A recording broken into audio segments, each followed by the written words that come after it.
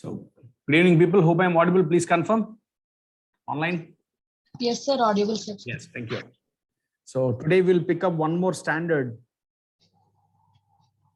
Okay. Another simple standard, but something which you would have not learned in your intermediate level.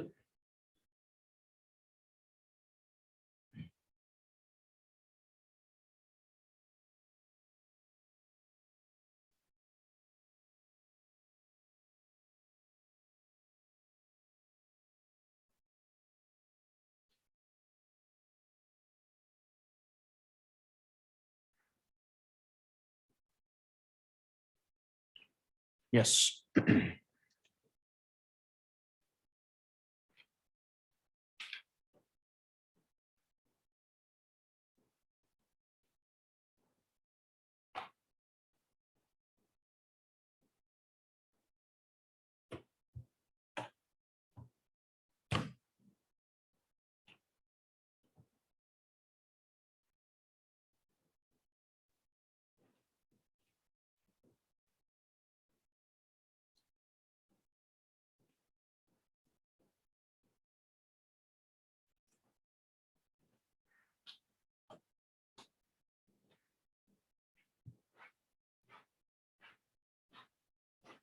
Yeah.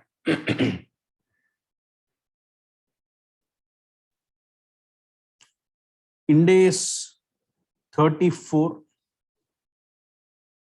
okay, which talks about interim financial reporting. This is a very simple standard. First of all, this is basically a presentation standard.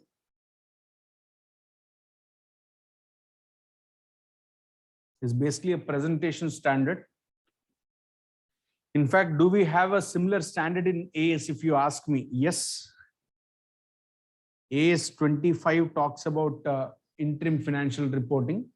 However, we are not going to talk about AS 25 here. We are going to talk only about Ind AS 34.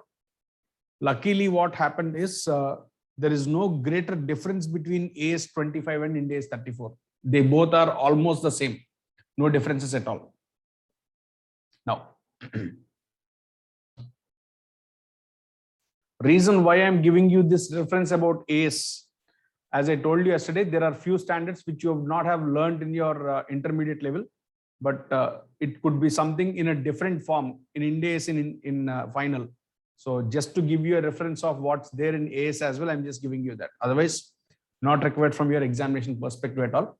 It's just for your knowledge. Now, what does interim financial reporting mean? Normally, when I prepare financial statements for a full year, that is in India, if you see, from April to March of an year, I call it as annual financial statements. However, the same financial statements, if I prepare for a part of the financial year, then you call it as an interim period, and any such interim period for which you prepare financial statements, that you call as interim financial reporting. But please mind, if a company gets incorporated after April and ends on 31st March, say the company got incorporated on 1st of May 21, and you are preparing financials as on 31st March 22. In such case, this company is freshly incorporated company. In such case, you cannot call it as interim financial period. For such companies, it is the whole period. It is the whole period. It's just that the company did not have its establishment at all in the first 1 month. That's all. So this is not what we are talking about here. We are specifically talking about if I have to prepare financial statements for a part of the financial year, then alone I call it as interim financial reporting. Now, when I say a part, is there any restriction on number of months for which it should be prepared? Standard has not given any restrictions, which means I may prepare from 1st of April 21 to 30th of April 21, only for 1 month. Even then it is interim financial reporting only. I may prepare from 1st of April 21 to 28th of February 22, only for 11 months. Even then it is interim financial reporting. Or else I may prepare only for Q1 of the financial year.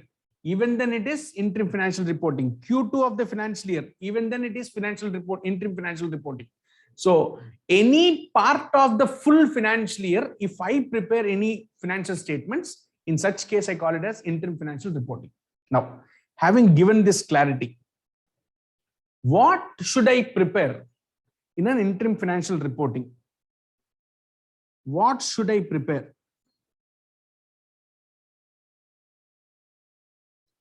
And when should I prepare? What is very simple? What is very simple? Yesterday, we have discussed stating that in Ind AS 1, financial statements means number 1, you have balance sheet. Number 2, P&L. Number 3, you have notes to accounts. Number 4, you have cash flow statement. Number 5, you have changes in equity. Okay. Same set of financials, I'll have to give in a condensed form. Same set, no change. Only thing is, there I'm going to give for 12 months, here I'm going to give only for 3 months. There I might give for 12 months, here I might give only for 6 months. Okay. So it's just a condensed form of full set of financials, what we are preparing here. That's what we are doing here. What should I prepare? Now, when should I prepare? In fact, standard is completely numb in that aspect. Standard does not give you any guidance. No guidance from the standard.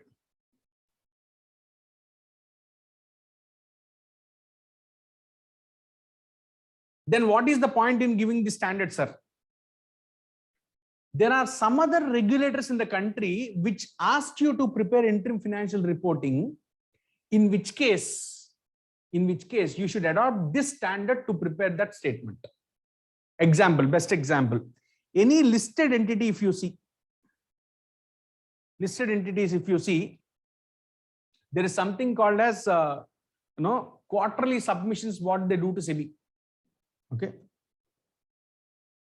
Quarterly submissions are supposed to be done to SEBI, and if you have experience of working in Big Fours, or your firm has that experience of working with the large sized entities, there is something called as LR, which happens every quarter, limited review. Limited review means I look through the financials what are prepared in the first quarter, whether they are correct or not. If that is correct, I'll give a very short opinion, limited review opinion. Thereafter, that limited review will be taken up by the company and prepare its financial statements for the first 3 months and submit it with SEBI. Okay, this is what generally happens with any company. Okay, that means what I'm trying to convey is, when a company should prepare interim financial reporting is something which is not at all given inside the standard. It is an external party which asks for preparing interim financial reporting, in which case this standard has to be mandatorily adopted. Okay, so that's the background. Now, having said this, what should I present and how should I present? How should I present? Sir, can you please repeat the limited review topic? Limited review is nothing but it's a case where every quarter, every listed company will have something called as a limited review done by the statutory auditors to tell that, see, out of the whole financial year, we have finished for the first 3 months. Okay. And we feel this is not a full thorough audit. In fact, this is not a full thorough audit, but a abridged version of the complete audit. So they might only test on few factors of the company, and if they are satisfied with that, they tell that the first 3 months accounts are properly prepared, and this can be submitted to SEBI, is what their limited review opinion what they give. Okay, is it clear, Kana? Okay, Online? sir. Yeah. Yeah, okay. Now let's go ahead. How should I present it? Generally, your questions from examination will be asked based on quarters only, because we are expected to prepare for quarters only going forward. If at all we work with listed companies, we are supposed to prepare only for quarterly basis. So for each quarter, the presentation is going to be slightly different. You have total 4 quarters in a financial year. Okay. For each quarter, the information what I provide would be completely different. Okay. Say if I am supposed to prepare for Q1 of current year, QI of current year, the details what are required to be given for all these details for P&L and balance sheet especially. In fact, not balance sheet, only P&L to be more precise. Reason is, any investor or any stakeholder will be interested to see in this last 3 months, what did this company do? What is the revenue this fellow generated? What is the expense this guy incurred? What is the profit he has made? Is it going to improve my share value or reduce my share value? Should I still continue to hold that share in the stock market, or should I sell it off? All these are decisions which are dependent upon that quarterly performance.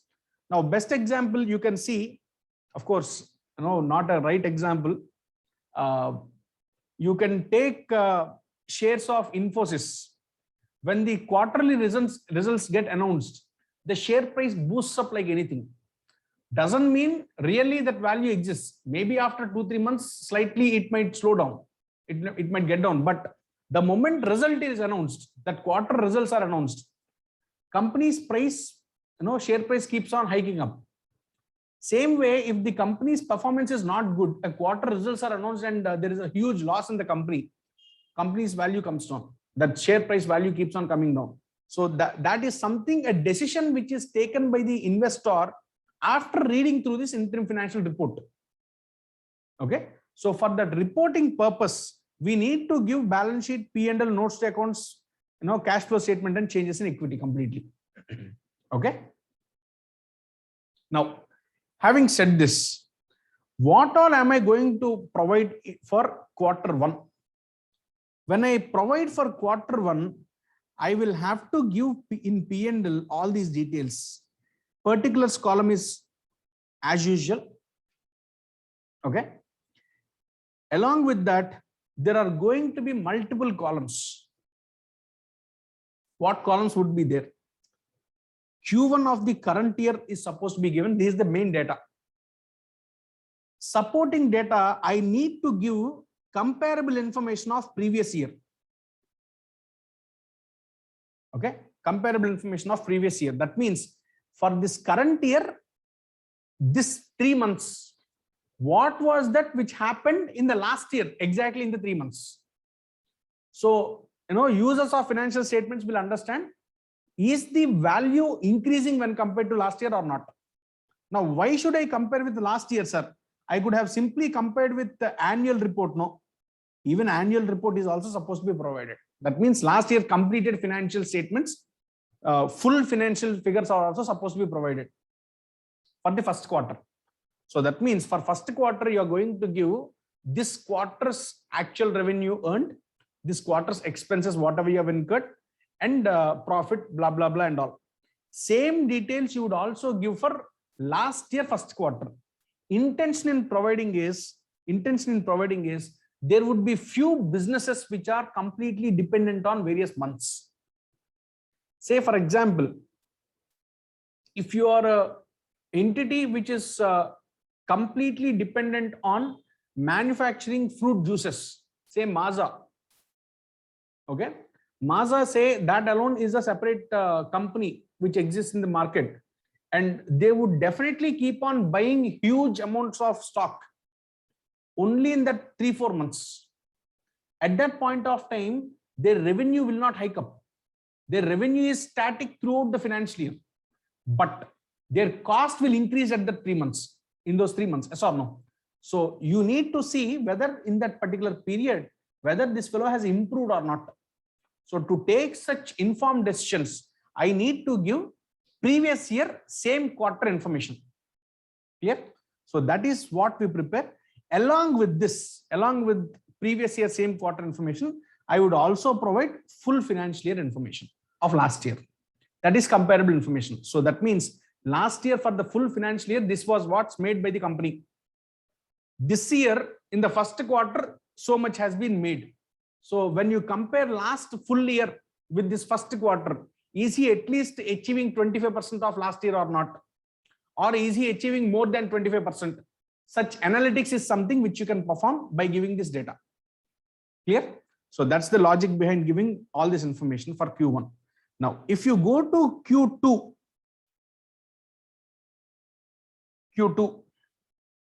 what all information would I have to prepare?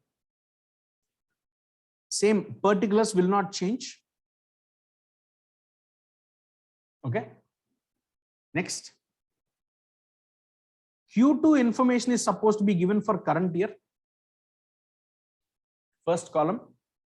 Comparable Q2 information for previous year is supposed to be given. And most importantly, YTD, that means year to date, for current year is supposed to be given. That means Q1 plus Q2 information is supposed to be given. And same YTD for previous year is also supposed to be given, Q1 plus 2.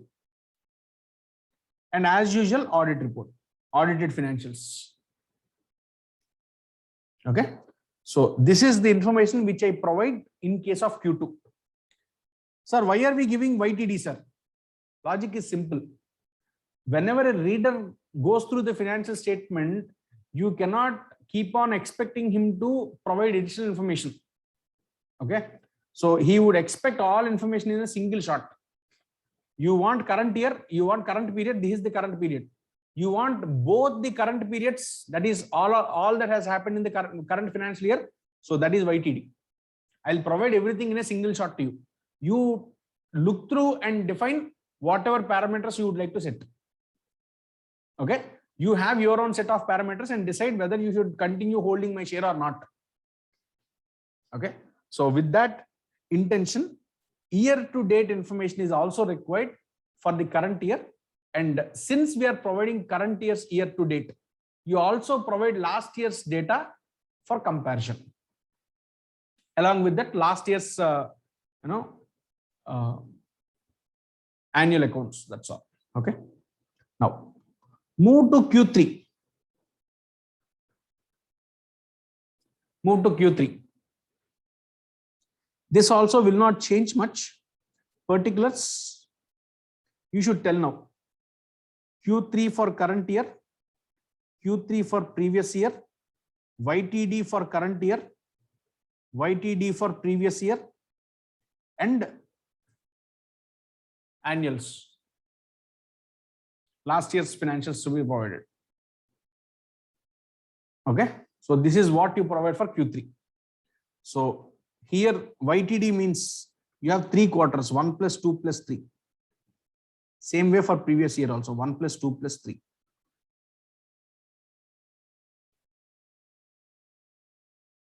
Okay. Lastly, Q4. Very simple, this is going to be. Particulars, Q4 of current year, Q4 of previous year. Okay. Now,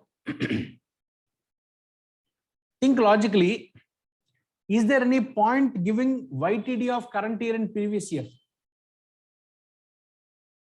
You are in the 4th quarter. The moment you are done with 4 quarters, it indicates your financials are unaudited financials. That's all. Yes or no? So unaudited financials of current year, okay, and audited financials of previous year. If you provide, that's sufficient.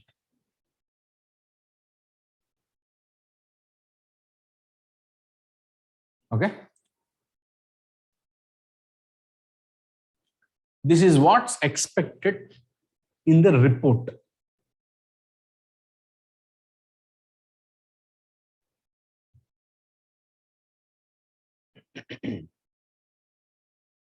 Is it clear till here? No. Yes. Let's go a little forward.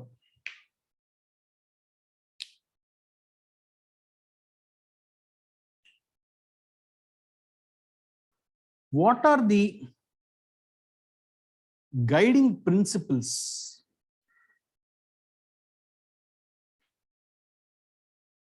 for the standard?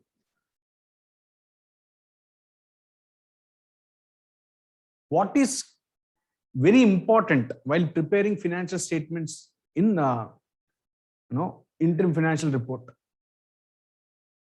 What are the guiding principles? If you ask me, timeliness and materiality are the key. Now, why is timeliness and materiality are the keys? When I prepare the interim financial report, they don't look at the accuracy. They don't look at, of course, it should be true and fair. I don't deny. But whether you have created any provision exactly like how you do for a full financial year, that is not expected. What standard says is, when you prepare interim financial reporting, when you give these financial reports along with the final audited financial statements, the variance cannot be more than 5%. That means you can give your financial reports in the interim financial reports based on few provisions. That means they are not actuals. Whatever you estimate, that's what you bring in as an expense. Okay. So such expenses and all, it could be slightly on an upward side or downward side, that does not matter. But the maximum amount of variance what can happen is hardly 5%. Beyond 5%, it is not acceptable. Now, why is timeliness important? Because the moment 30th of June strikes in,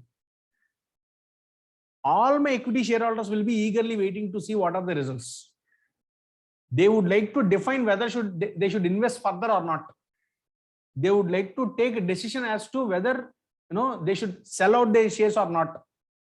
Is the price increasing or not? All these factors will come into picture.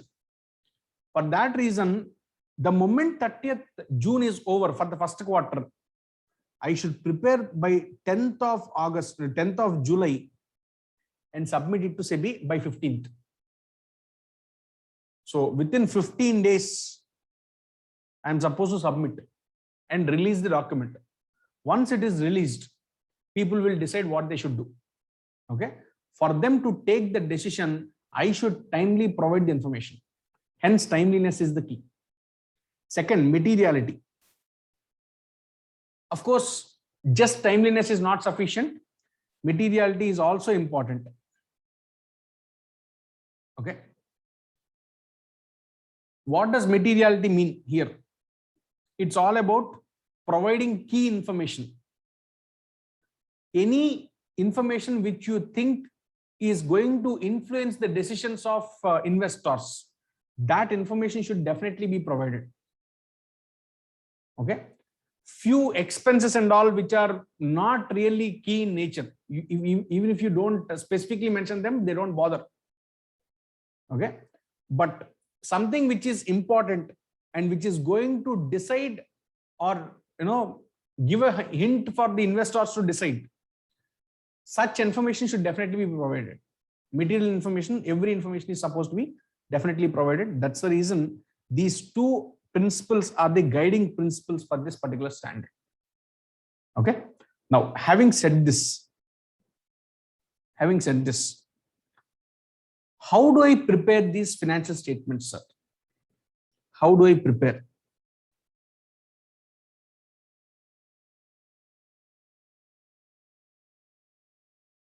logically, whatever accounting principles are applied on an annual basis,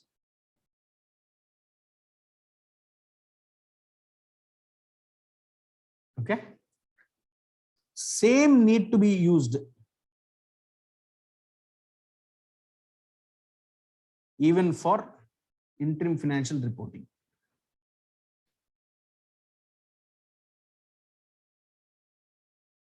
Okay, which means something which is allowed to be done on an annual basis will be allowed to be done even on an interim basis. Something which is not allowed to be done on an annual basis will not be allowed to be done on an interim basis also.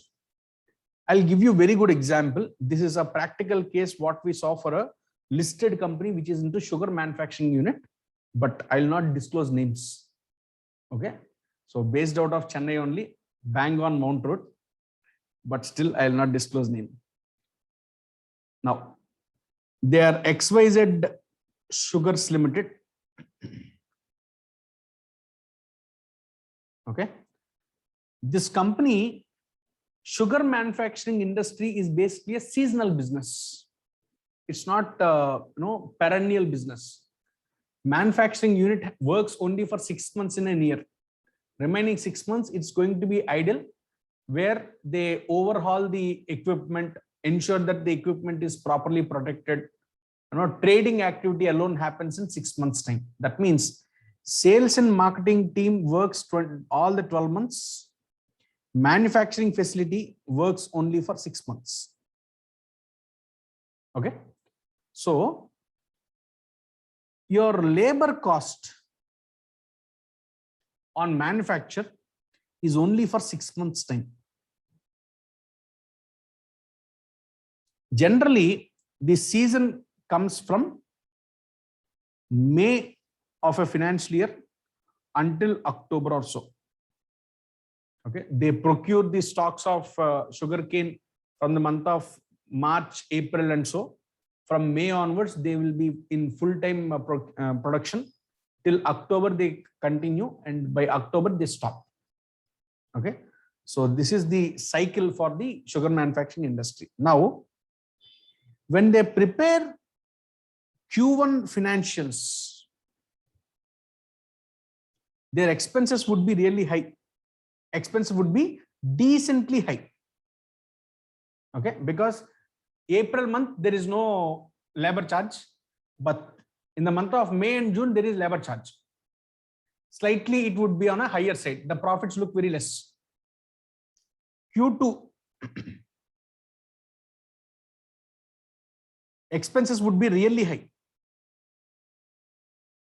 Q3 expenses would be moderately high, because October month alone there would be high expense. November, December, no expense or labor. Q4 0.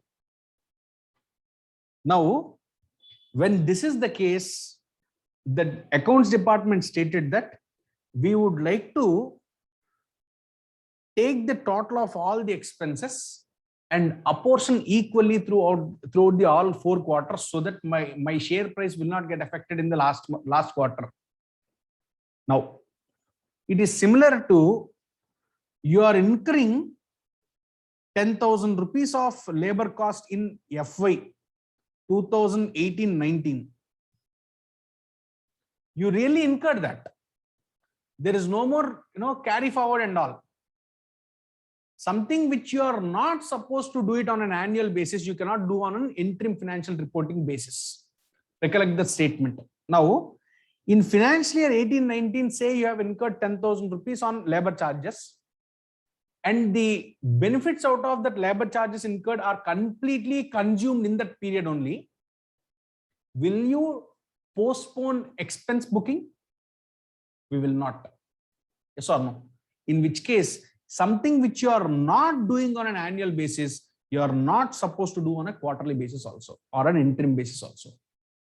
Okay, that's why that language is used like that. Okay, So whatever IFRS or Ind AS is applicable, if you are applying something on an annual basis, same methodology is supposed to be applied even on a quarterly basis. That means your financial statements, what are going to be drawn, are exactly in the same methodology in which you prepare your financial statements for the annual period. Okay, no changes at all in that. That means if you are charging depreciation, normally for an annual period, annual financial year, okay, you do it for 365 days. Here for an interim period, if it is for 3 months, you take only for 90 days. Okay. If you are valuing inventory using Ind AS 2 here, use the same Ind AS 2 here also. If you are valuing your financial instruments using Ind AS 109, here also use the same 109. No changes at all. Ind AS 109 tells you to fair value the investment on every balance sheet date. That is on 31st March. That means on 30th of September also you try to find out the fair value and put it there. Okay, same logic. Whatever you are doing on an annual basis should be done even on an interim basis. That's all. Okay. The only place where there is a special guidance is taxation.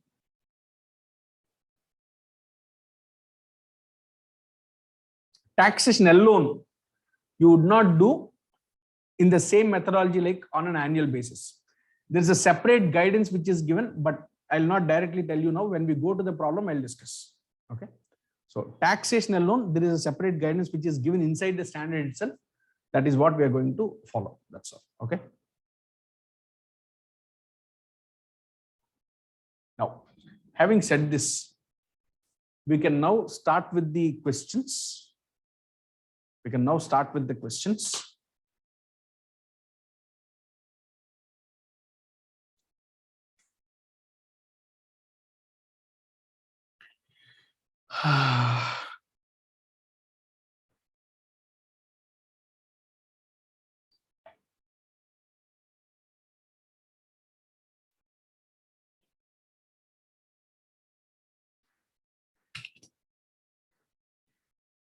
First, let us go through the theory, then we will go through the questions. Okay.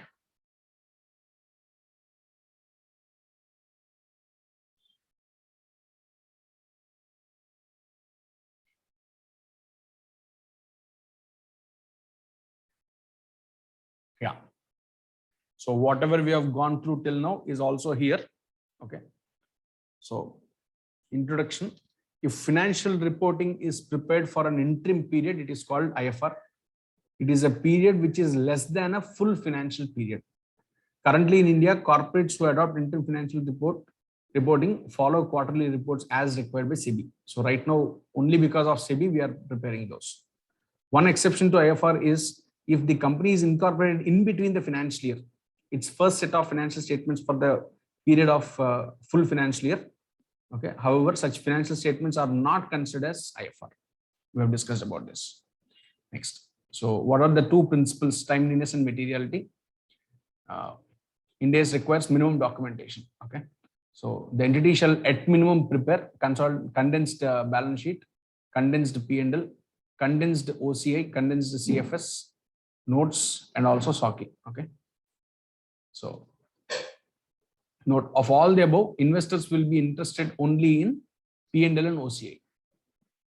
So what are the principles we follow? Ind AS allows only discrete approach for recognition. It means what is not allowed on an annual basis cannot be allowed on a quarterly basis and vice versa. Okay.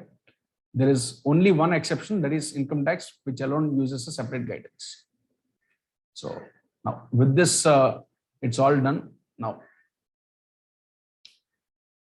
there are few specific cases which are given here. Okay. What should I do in such case is something we need to see. Okay. So if at all there is any extraordinary item, first of all, in Ind AS, the concept of extraordinary item itself is not there. Okay. So hence, it is not required actually, but under AS, you had such concept called extraordinary items. Okay. So Any extraordinary items gain or loss should be reflected only in such quarter or period and cannot be deferred to subsequent quarters. So say for example, there is an accident which has happened in the current quarter and there is a loss incurred by you. You cannot tell that this loss I'll postpone to next 3 quarters.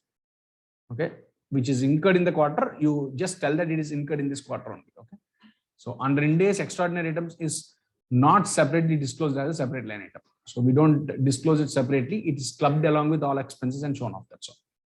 Okay. So note on accounting policy changes. So if at all there is any change in a quarter, change in accounting policy in a quarter, then that quarter alone will not be impacted. Even the previous quarters in the financial will be impacted. Reason is here I might call this to be a quarter, but on an annual basis, if you see for the full financial year, it is going to impact now. That's why for the full year, we'll have to make changes for the completed periods at least. Okay, there's a requirement for us to change. Therefore, the effects on previous quarter will be restated in those quarters through a note. Okay, in the current quarter, effect will be shown only for the quarter share of impact. That's all. So, note on change in accounting estimate. So whenever there is a change in accounting estimate, don't bother about it. It's only supposed to be done on a prospective basis. Reason is last quarter I thought expense is going to be X. This quarter I'm thinking expense is going to be Y. You need not go back and restate for your previous year, previous quarter. Reason is estimates, what do you generally do for a full financial year? You don't go back and change, no. If it is accounting policy changes, you go back and change. But if it is only a estimate change, you don't go back and change. Hence, any changes in estimates, we would only take it prospectively. We will not go back retrospectively and amend the previous financial, previous quarter's IFR. Okay. So therefore, impact is given only in the current quarter. That's all. So note on tax expense. Let us look into this little later. Now come to questions.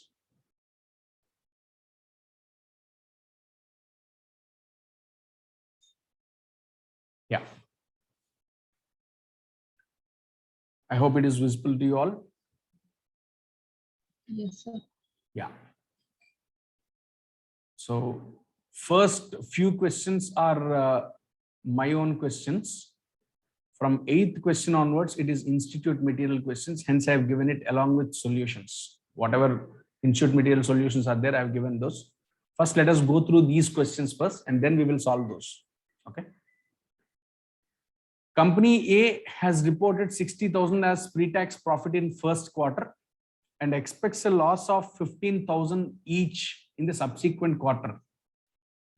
There's a corporate tax slab of 20% on the first 20,000 of annual earnings and 40% on all additional earnings.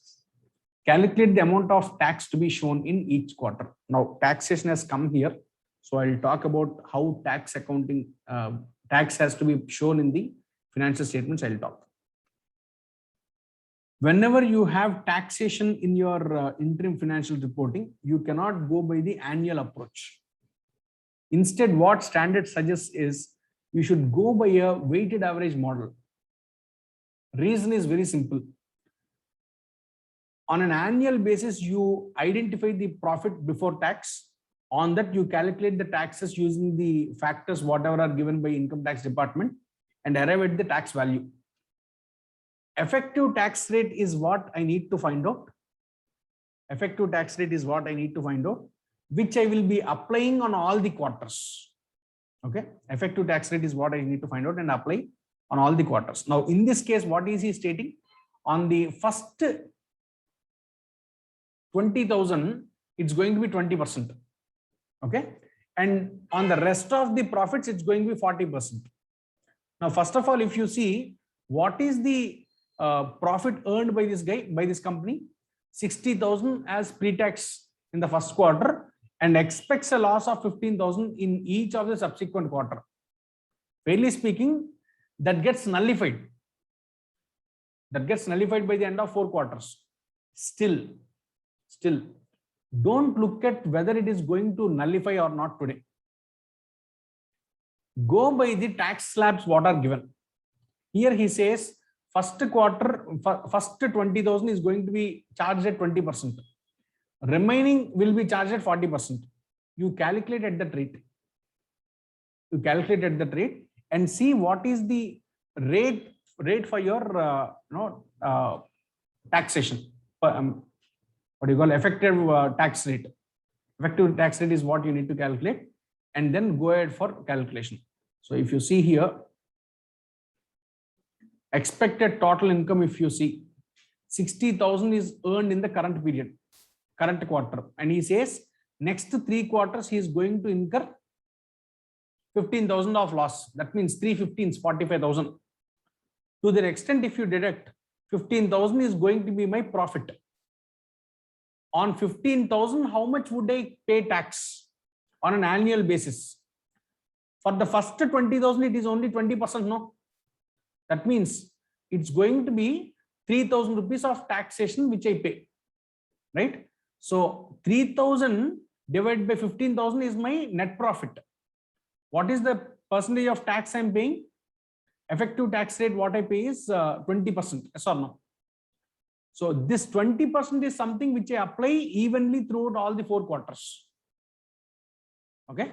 So profit before tax is going to be for first quarter 60,000, second quarter 15, third, fourth also 15.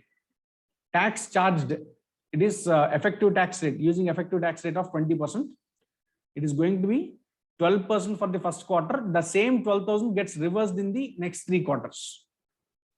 So for the first quarter, there is a tax expense, and the second to fourth quarter, there is tax savings. Okay. So that's what you are supposed to present. Clear? Now, what we will do is, though there is solution readily available here, let us do it afresh for our understanding. Okay. So the language what is used in the study material might not be comfortable for everyone. Hence, what we will do is, I'll make you, put it in some formula. Okay. So that you can take it up. Yeah, Swapna, you are mentioning something? Yes, sir. For the first quarter, you take the tax as 12,000. You have not taken the slab rate up to 20,000 for 20%, and the remaining 40,000, 40%. That is what I'm saying. Whenever you have various slabs on an annual basis, first calculate effective tax rate. Okay. Okay. So on an annual basis, he's expecting that this out of the 60,000 for 3 quarters, he's going to incur losses in future. So expected annual total income is only 15,000. Okay. On that 15,000, that rates are going to be 20% and 40%. Okay. So that is what I'm saying, stating about effective tax rate calculation. What I'll do is, I'll do it for myself so that you'll be able to understand it better. Okay, sir. I'll do it in Excel so that I can share the answers to you, at the end of each session. Okay.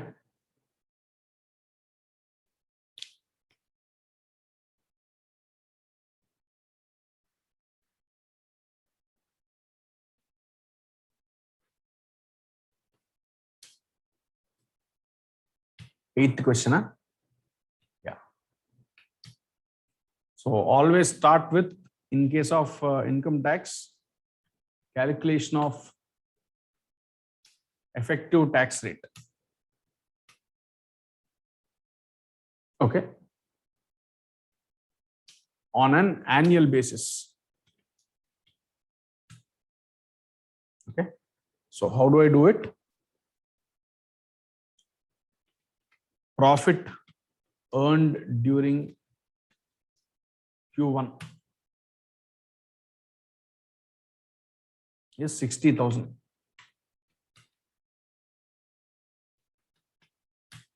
Okay. Expected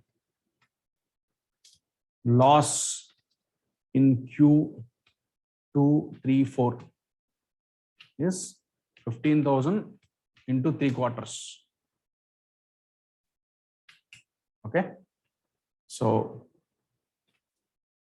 net profit before tax is also estimated only.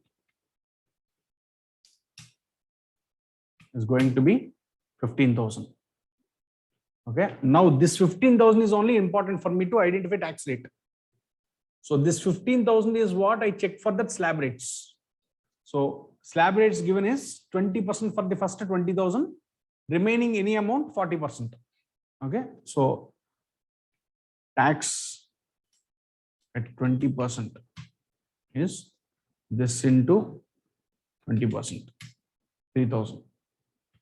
Okay. Now profit after tax for the year is going to be this minus this normally, right or not? Now you need to compare your tax 3,000 against your estimated net profit. Luckily, since there is only one tax rate which is applied here, your percentage of effective tax rate percentage is also coming for the same rate. Okay. So effective tax rate is going to be tax divided by tax value divided by annual profit, estimated annual profit.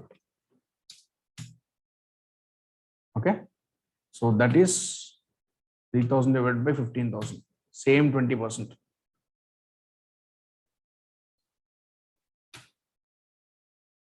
Okay.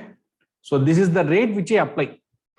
Now I'll slightly modify the question so that then it will make more sense to you.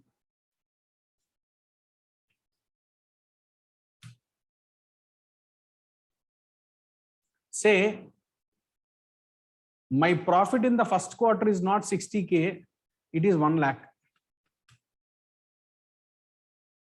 Okay. In which case my estimated profit is 55,000. So tax at 20%, I will not apply on the full value. It is only on 20,000. Right. And additionally, tax is supposed to be calculated 40% on the rest. Yes or no? This minus 20,000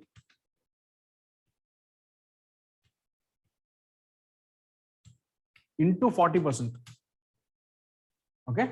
So my profit after tax here is going to be 37,000. Now, if you see effective tax rate, my tax value is not just 4,000, it is plus 14,000 also, right or not? So effective tax rate is 33%. I'll have to consider the 33% and apply on all the 4 quarters. Okay. In the question, what is given to you, this additional factor is not given. That's why it looks very, confusing here. Okay. So if you change the question slightly, this is how it appears. Is it clear now? Yes, sir. Yes. All right. So this is the tax rate which is given 20%. Effective tax rate is also coming at only 20%. Okay. Now, so for each quarter, particulars Q1, Q2, Q3, and Q4. So these are the 4 quarters what you have. Don't bother about the column sizing and all. Profit before tax given is 60K, and next quarter onwards, he says it is going to be 15,000 loss. Okay. Then tax expense / savings at effective tax rate. Okay, is going to be this into 20%.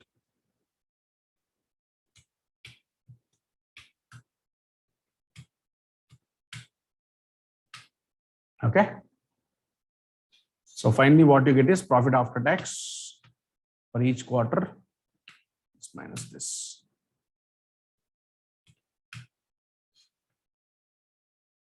That's it. Is that clear?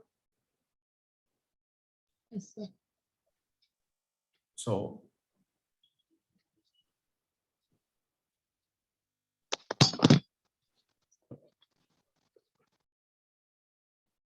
that's what's given here. I'll share the solution with you. You can also keep doing along with me if going forward.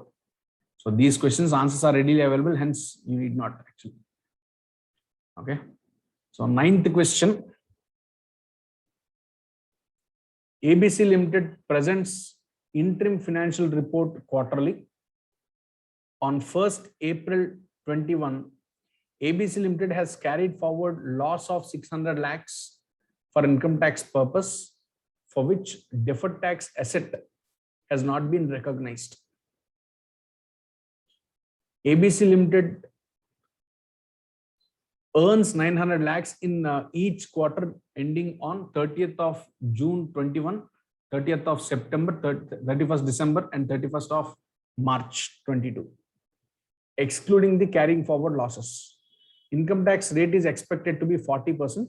Calculate amount of tax expense to be reported in each quarter. So the question is similar to what we discussed now.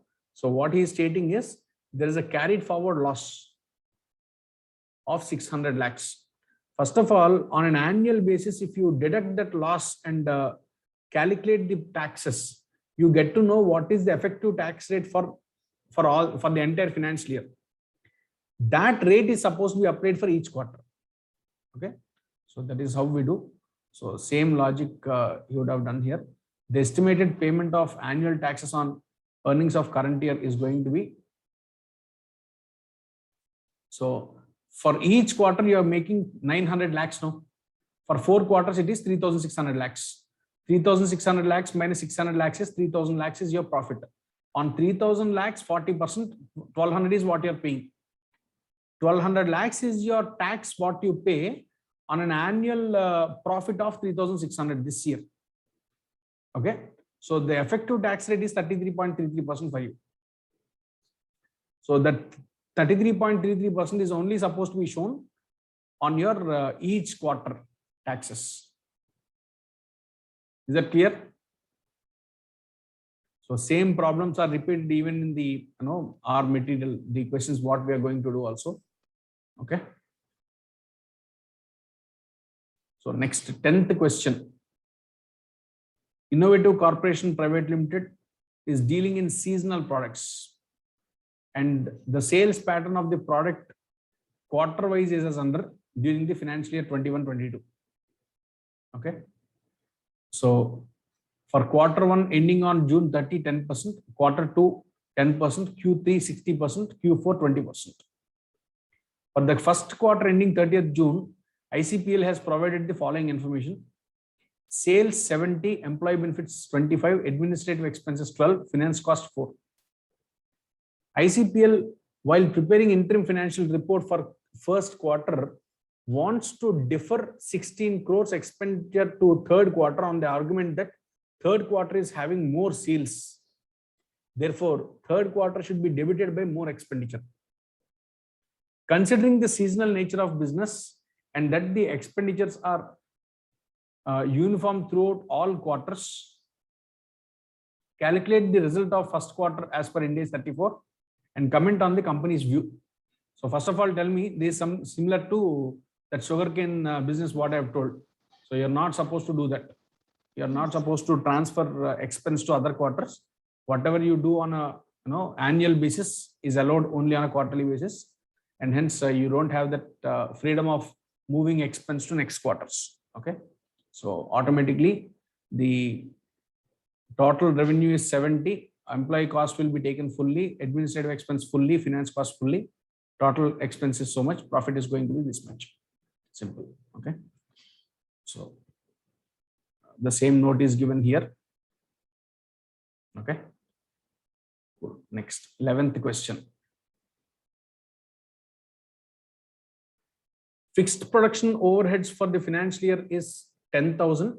Mark this problem important. Okay, Fixed production overheads for the financial year is 10,000. Normal expected production for the year after considering planned maintenance and normal breakdowns, also considering the future demand of the product, is 2,000 metric tons. It is considered that there are no quarterly or seasonal variations. So that means everything is normal. There is no upward trend or downward trend in the business cycles. Okay. Therefore, the normal expected production of each quarter is 500 metric tons, and the fixed production overheads for the quarter are 2,500. So what is he trying to convey? Annually, he is expecting to manufacture or produce 2,000 metric tons of output, and the fixed cost per quarter is 2,500. Okay. Which means first thing you need to understand is, for 500 metric tons of production, I am incurring a fixed cost of 2,500. Yes or no? 2,000 metric tons is for full year, no?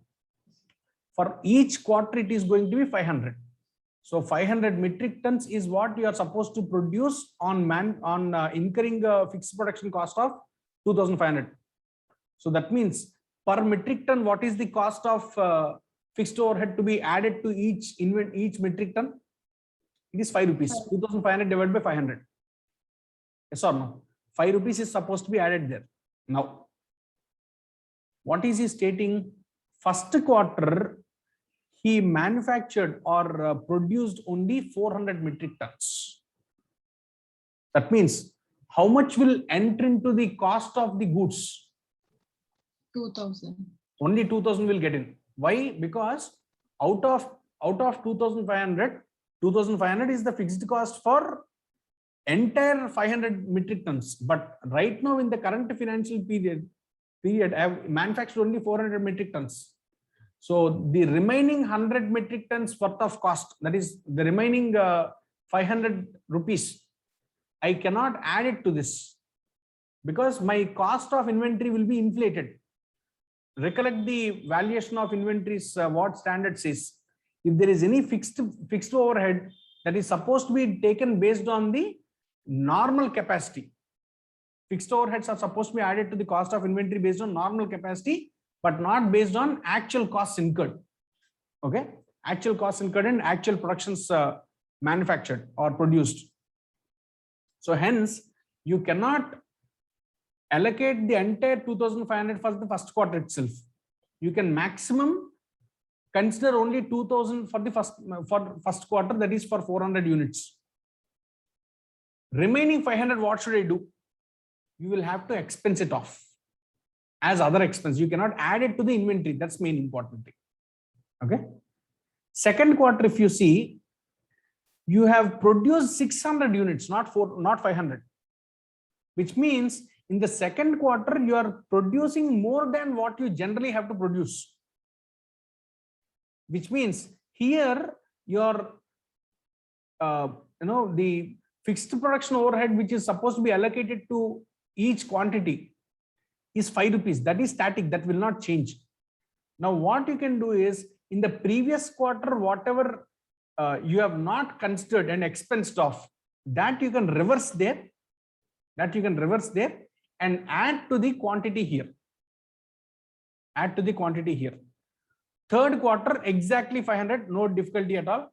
Fourth quarter, again, if you see, you have manufactured only 400, which means to the extent of 2,000, you can add it to your cost of production of that metric tons, 400 metric tons. But the remaining 500, you cannot add. You will have to expense it off completely. Okay. So presuming that there are no quarterly or seasonal variations, calculate the allocation of fixed production overhead for all the 4 quarters as per Ind AS 34, read with Ind AS 2, most important is. Okay. So whatever standard you apply on an annual basis, the same has to be applied here also. That's why it is being given here. Okay.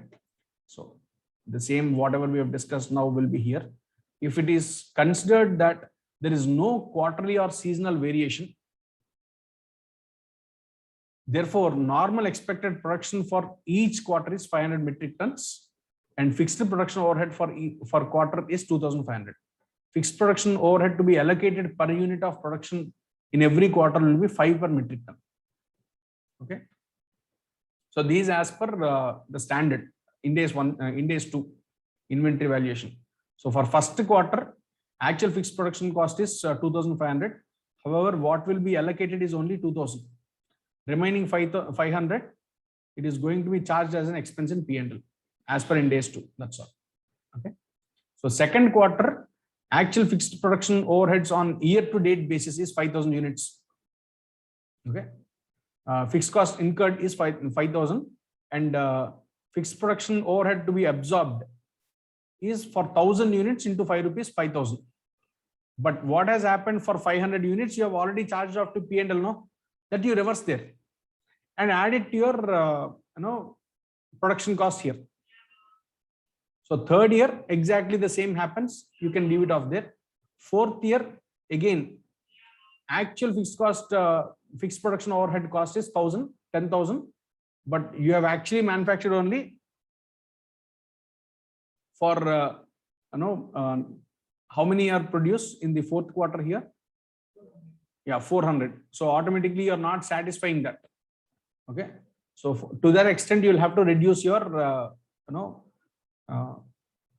considering in the cost of the product. Okay. So unallocated fixed overhead in fourth quarter are to be expensed off as per the principles of Ind AS 2. That's all. Okay. So this is with your 11th question. Let's move to next question.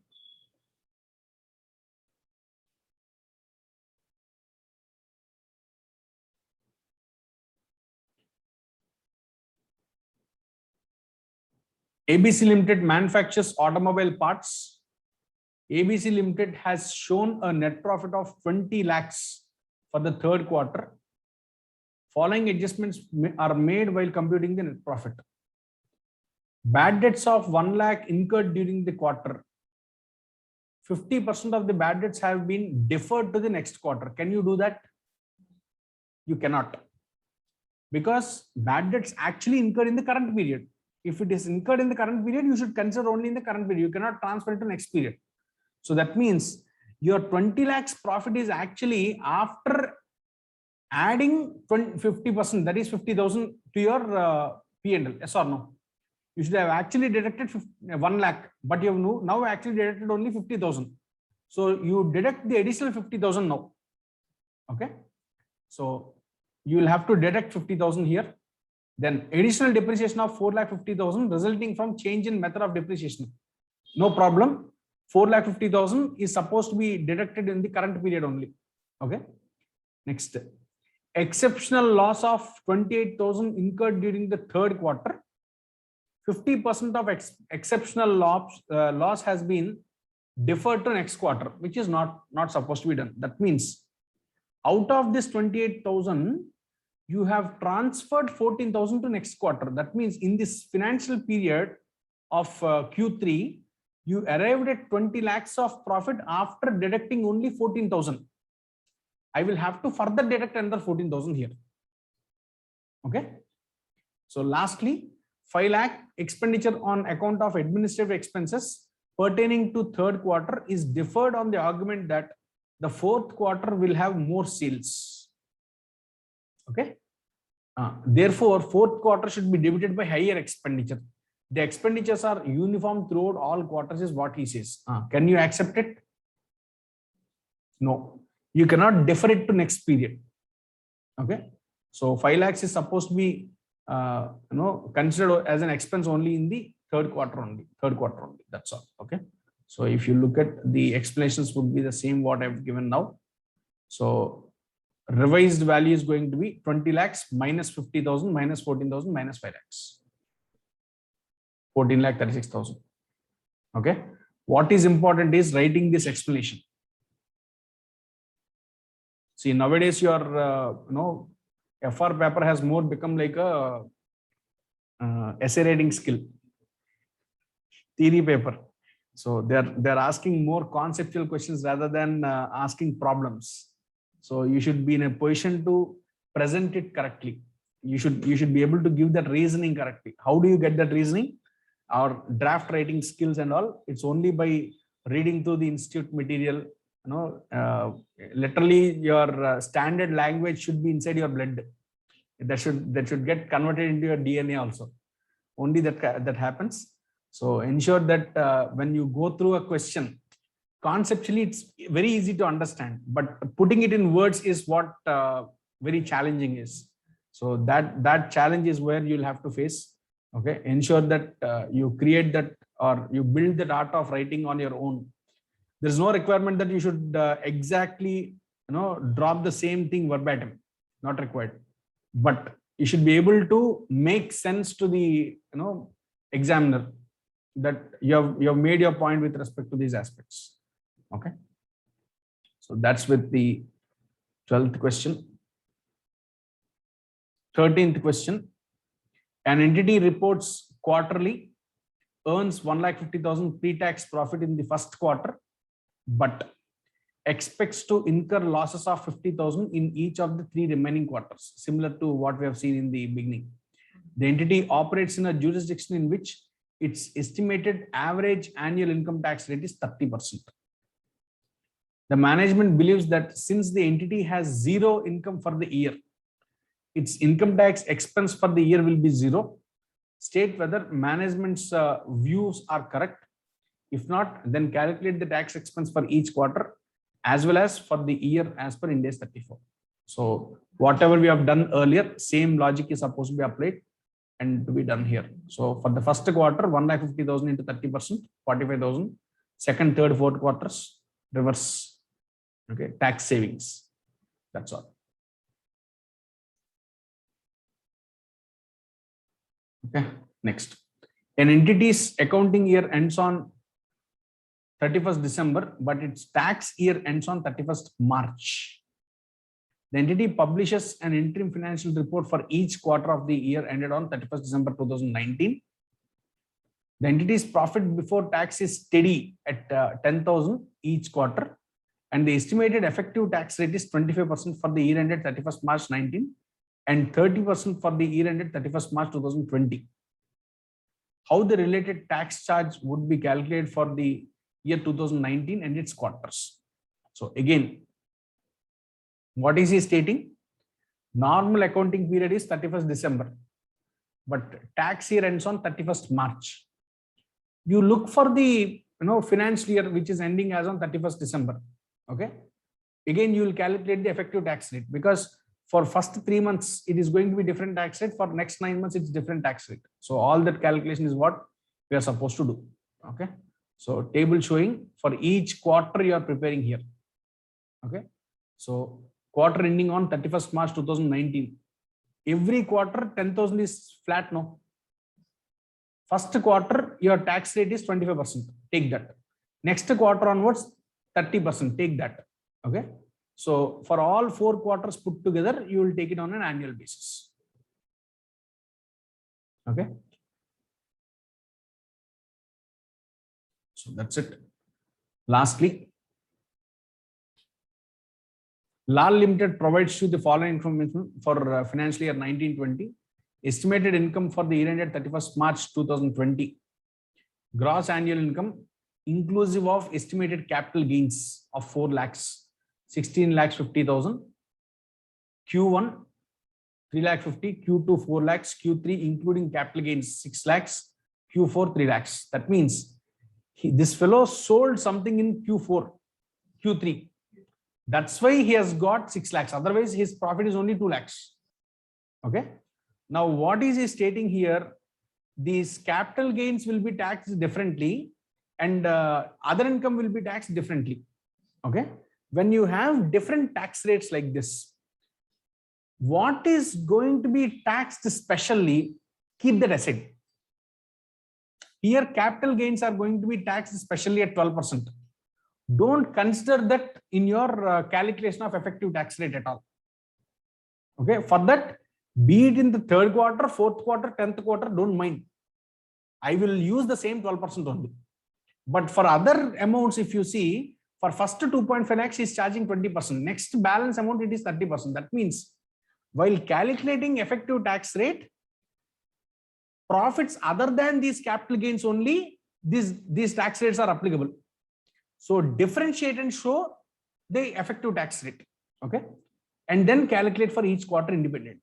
So as per interim financial reporting, income tax expense is recognized in each interim period based on the best estimate of weighted average annual income tax rate expected for full financial year.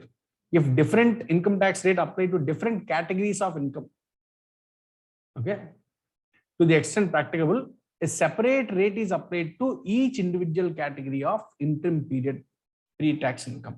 That's all. Okay. So first, estimated annual annual income exclusive of estimated capital gain is 12,50,000. So 16,50,000 minus 4 lakhs. On the 12,50,000 for the first 2.5 lakh at 20%, it is 50,000. For remaining 10 lakhs, it is 30%, 3 lakhs. Okay. Total comes to 3,50,000 whole divided by 12,50,000. I got a effective tax rate of 28% on normal income. Okay. Apart from that, you also have a special tax rate of 12% on capital gains. So for the first 3,50,000, there is no special income here in the first quarter. So take it 28% only. That's all. For second quarter, no special income. Say take it at 28% only. Third quarter, you need to be cautious. 2 lakhs into 28% and 4 lakhs into 12%. Again, fourth quarter, 3 lakhs into 28% value. Okay. So this is how you show in your each quarter as tax expense. Clear? So with this, all questions from the institute material are done. Very simple problems these are. That's why we are not doing it again and again. Okay. Doesn't take much time for us to do also. In fact, the questions what I give are also kind of repetition of these questions only. No great changes. Okay. Now,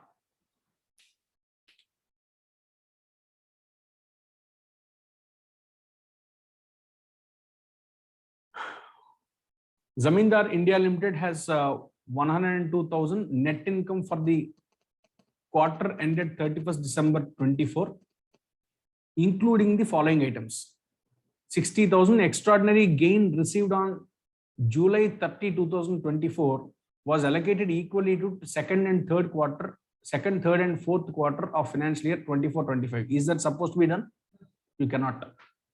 That means you should add that 60,000 to the current net profit and deduct from the next 3 quarters of 20,000 each.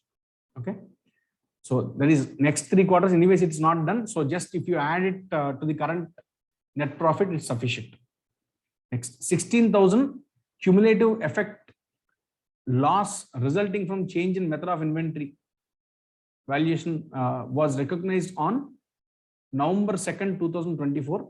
Out of this loss, 10,000 relates to previous quarter. What should we do here? What should we do here? Emma? Now, first of all, when there is a change in method of valuation of inventory, what is it? Is it a change in accounting policy or change in accounting estimate? Policy change in accounting. Policy change, not an estimate.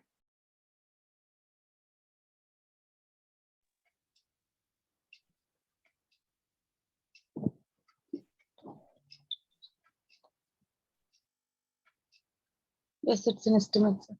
Huh? Because I am asking it, it has become an estimate now. Huh? After reading again, I will read it. What? Again, reading the question. After reading the question, you feel so. Okay. Yeah. Please tell me, what should I do? Should I consider it as an accounting policy or an accounting estimate? Why sitting here?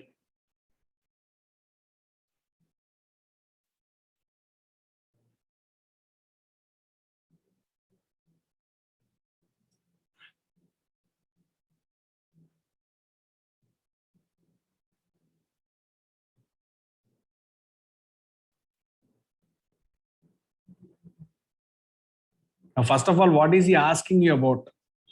There is a change in inventory is what he says. Change in method of inventory valuation. And because of that, 10,000 relates to previous quarter is what he says. Okay. Now, it is basically an accounting policy change. It's only an accounting policy change. Now, 10,000 relates to previous quarter. Any policy changes, what is that we have discussed? I would make change in the current period for current period only. Last year's, I would give a note about it. I will not bring it into current period's interim financial reporting. So don't bring in past data into current year data, current period data. If there is any change for the past period, go tell that in the note stating that, look, last year, this is what we have done. However, we have changed an accounting policy now, hence this impact would be there. That's all. I need not consider that loss of 10,000 in the current period. Okay. So what I should do is, I will have to add back this 10,000 in the current period. Yes or no? Okay. So what we will do is, we will write the problem solutions, because these solutions you don't have here. Okay. So compute the profit as per Ind AS 34 for the quarter ending 31st December 24 of Zamindar. Okay. So let's do it. IFR 1. So first question, if you see. So income given is 1,02,000, right? And then there is an extraordinary gain. What did this fellow do? 60,000 is the extraordinary gain received on July 30. That means in which quarter is it? In second quarter. Right now I am in which quarter? Third quarter. That means in my profit, there is 20,000 extra added here, which I'll have to deduct. Okay. So first of all, we are doing it for Q3. Okay. IFR for Q3. October to December 2024. Okay. Take it as particulars and amount.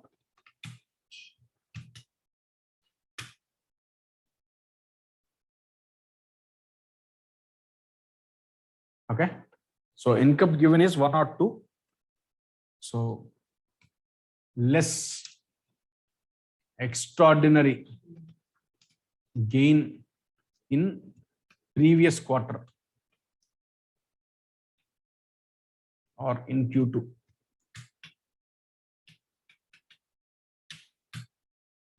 Okay. Then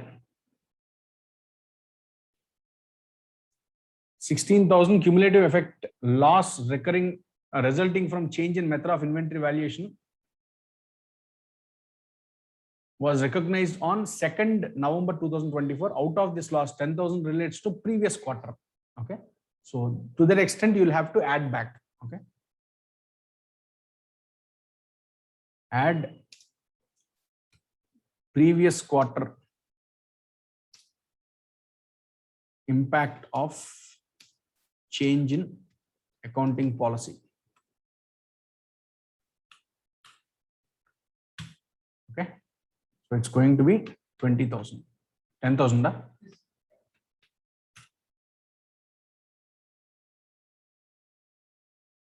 Okay. So finally, what you get is 92,000. This is your profit for Q3 as per Ind AS 34. Okay. So write down note on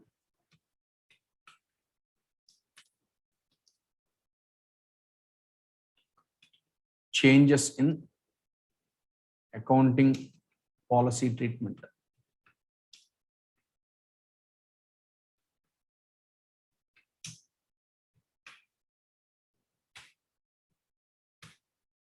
Okay.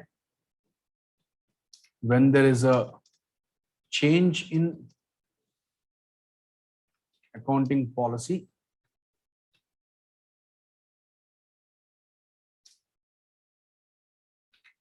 it is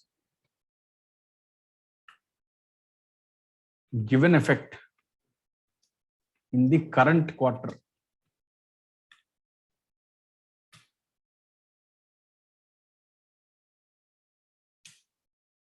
Since the same also impacts the previous quarters,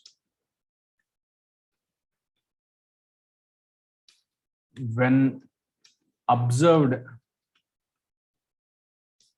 on an annual basis,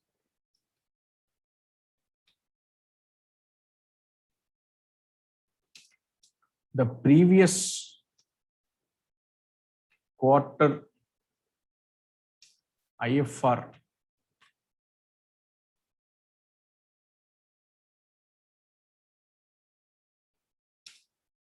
needs to be updated.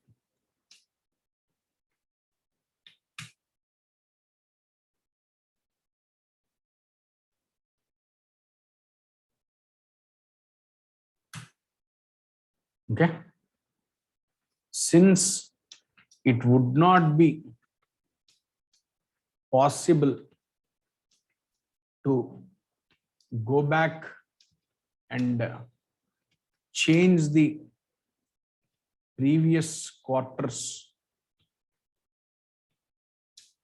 IFR,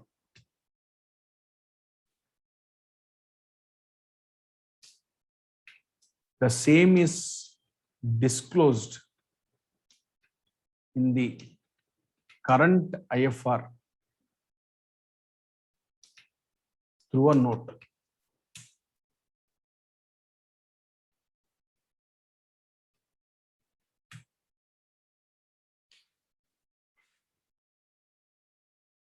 Okay.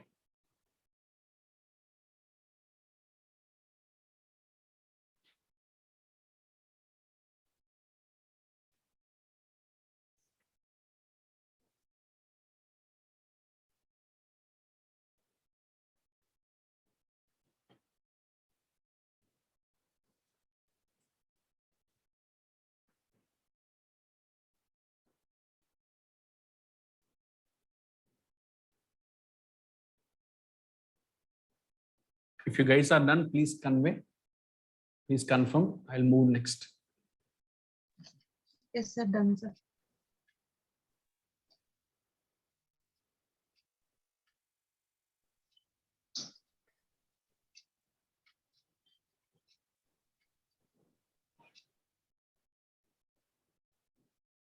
Yeah.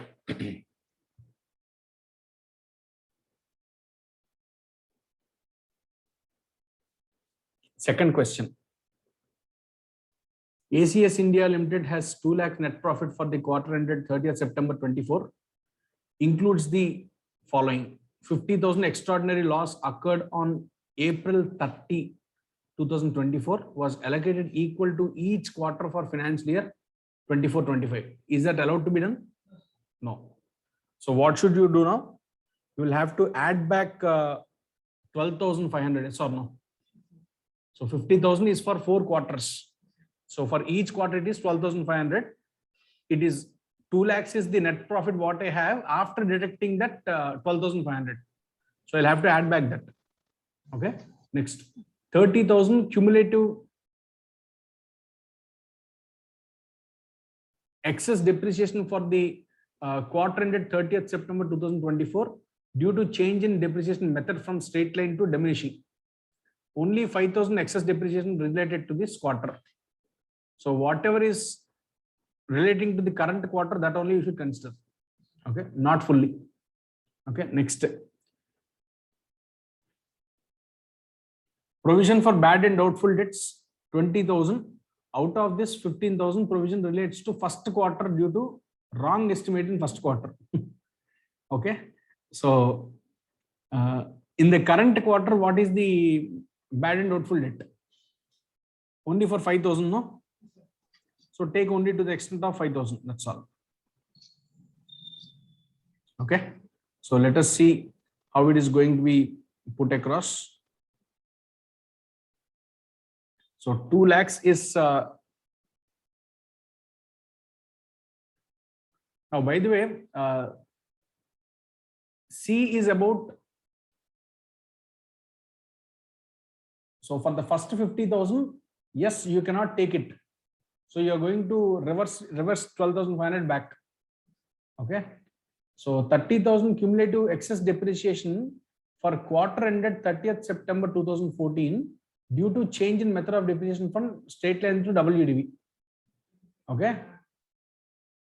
Now you made this change only now, no? It is prospective. And moreover, change in method of depreciation is no more a change in accounting policy. Recollect, long back there is a change in amendment in the standards, where it says change in method of depreciation is basically change in estimate, not a change in accounting policy at all. So which case this 30,000 fully is allowed to be shown as expense in the current quarter itself. There is no wrong in it. Now, coming to provision for bad debts also, provisioning is also basically an estimate only. You are estimating in the current period stating that it is 20,000.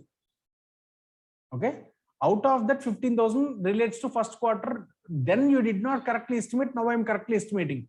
You can allow it to be 20,000 in the current quarter itself. So that means only for the first case, if you add back 12,500, it's sufficient. Okay. So let us write along with reasons for each of these. Okay.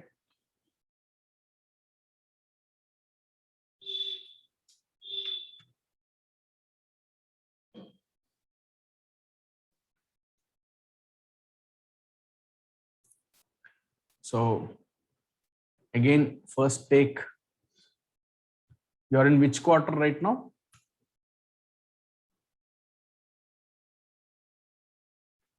We are in right now second quarter. Okay.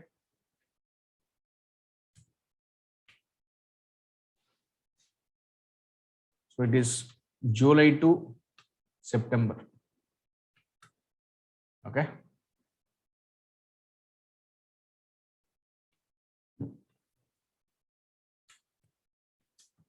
Net profit given is basically 2 lakhs. Okay. Add extraordinary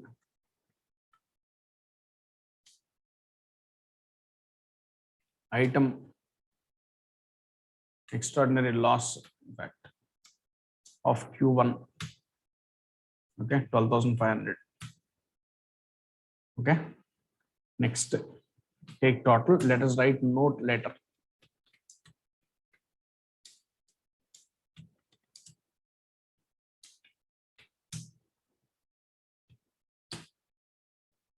Okay. Note on depreciation. Okay. Change in method of depreciation.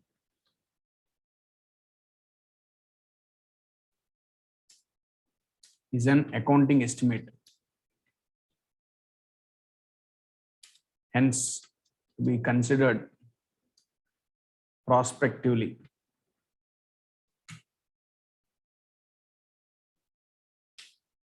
Okay. Next.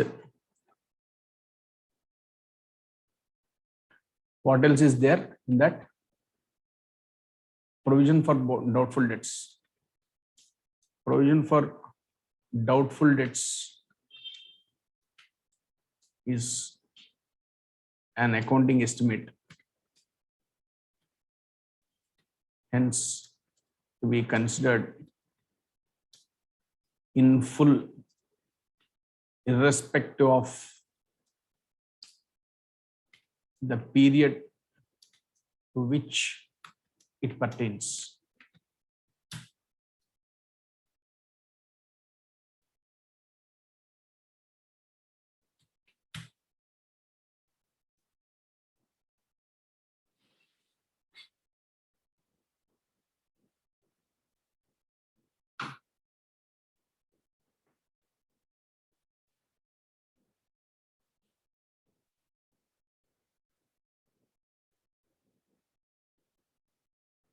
Okay.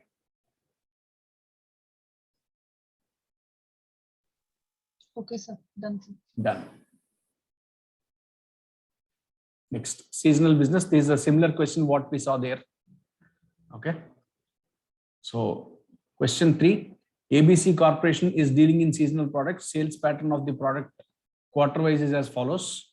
So first quarter, it is 15%, second quarter 15, third quarter 50, fourth quarter 20%.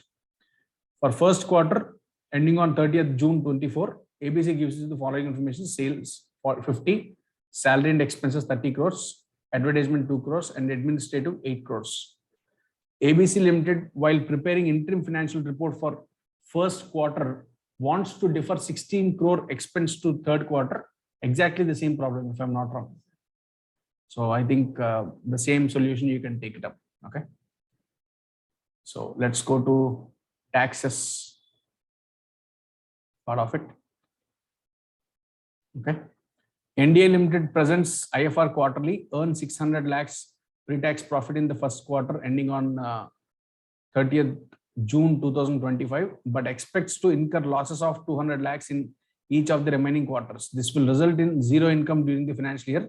Effective tax rate is 35%. Apply Ind AS 34. This is also done. Okay, already done. Next, I mean, like, numbers are different, but the context is the same.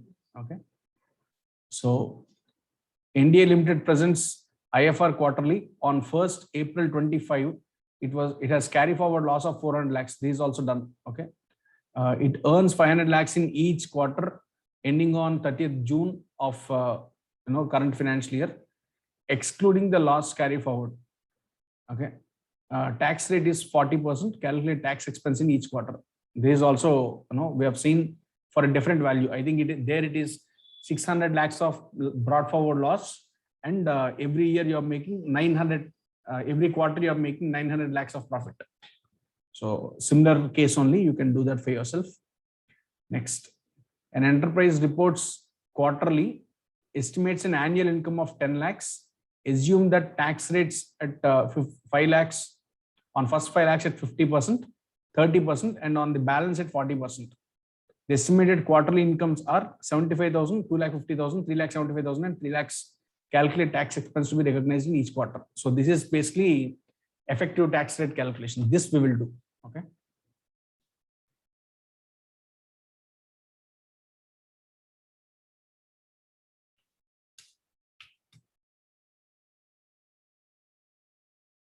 So whenever you have such rates, first calculation of effective tax rate. Okay.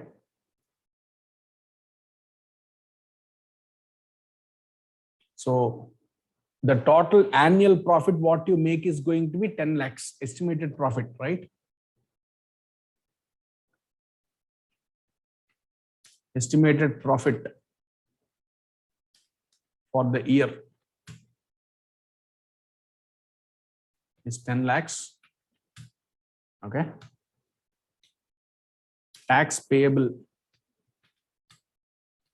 on first 5 lakhs. It's going to be 5 lakhs into 30%. Yeah, 30%, and balance it is 40%. Okay.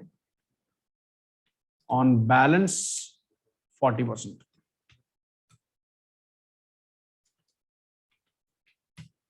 Okay, so it's going to be 10 lakhs minus 5 lakhs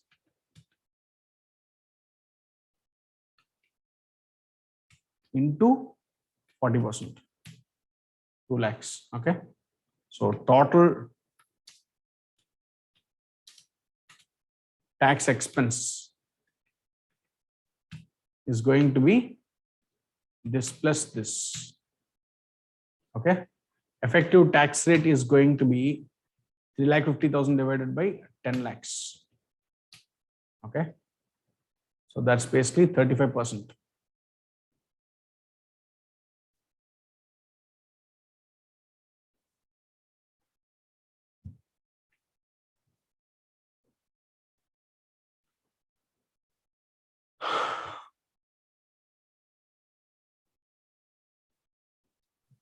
Okay. So now we will go by each quarter. So quarterly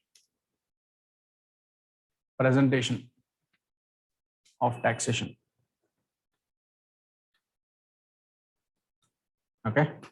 So take particulars Q1, Q2, Q3, Q4.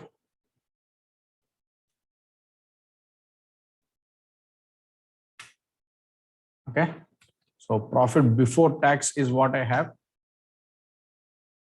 which is given there directly, stating that it is 75,000, 2,50,000, 3,75,000, and 3 lakhs. Okay.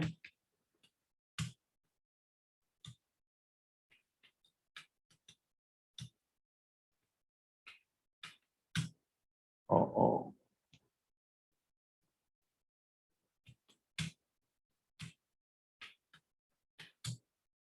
Okay. Less tax at effective tax rate. That is 35%.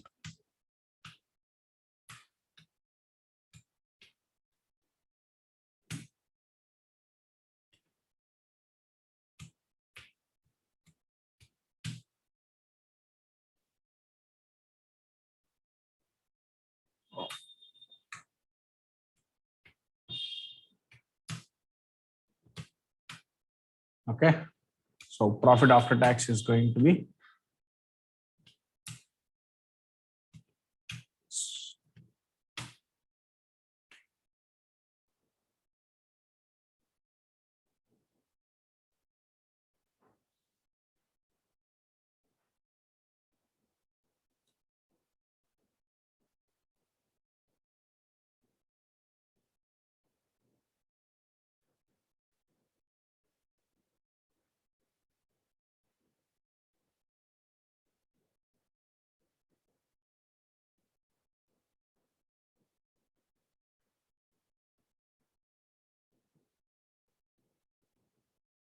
over.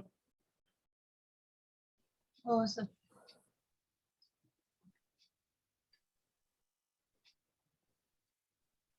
Done, sir.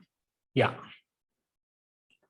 So this is broadly the entire standard. I hope you guys have a clarity on what to do now. Okay. So there are few good standards like this also where you can score good marks. Don't think that consolidation, business combinations and all will kill your time. Okay. So with this, we'll stop here, and tomorrow let's pick up some other topic again. Okay, sir. Okay. Thank you. Bye-bye. Thank you. Thank you, sir.